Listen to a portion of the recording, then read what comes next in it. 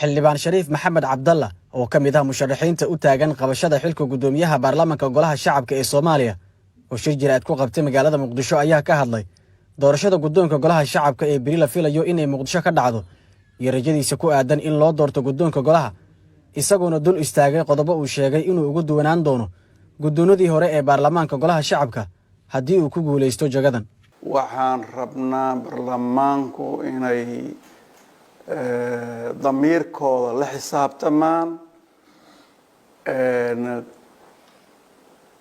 karaamada iyo xushmada baarlamaankana ilaaliyaan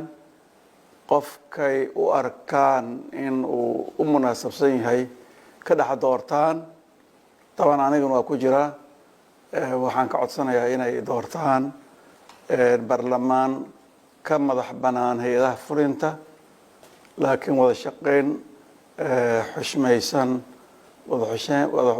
wada shaqeyn tixgelin leh xeelal kala tixgelinayo la yeelanayo taas waxa weeyaan waa fariinta ugu muhiimsan aan u dirayo xildhibaanada sharafta leh waxaa kale aan rajaynayaa in doorashada ku qabsoonto jawi nabadgelyo leh horena waa u sheegay gudoonkii hore iyo gudoonidii hore qaarkood waxaan dabcan ugu duwnaan doonaa aniga waxaan noqonaya nin ku soconaya ku shaqaynaya sida xeerarku ay qabaan xeer hoosaadka baarlamaanka ku shaqaynaya madax banaanida baarlamaankana ilaalinaya oo maxaan ku irahdaa baarlamaanku isagaas xukumhaya meel kale aan laga xukumaynin marka arrintaas baan rabaa inaan ugu duunaado xoogayga oo dhan waxaan saari doonaa baarlamaanka inuu dhismo waa aasaaska dowladnimo ma raba in meelo kaleeto intii laga soo farageliyo baarlamaanka marka liicliico ma doonayo marka xoogayga oo dhan waxaan saaray baarlamaanka inuu dhismo rajada beri aan leeyahay waxa way aad bay weyn tahay adiga hataa haddaad xildhibaan ahayn codkaada waa isin lahayd aan maynaya nin oday ah ka madax banaan dhinacyada oo dhan marka xisbi aan ku tiirsanayn mustaqil ah baanahay saa darteed ma qabo in xasaasiya badan la iga qabi doono waxqabadkaygii hore iyo taariikhdaydii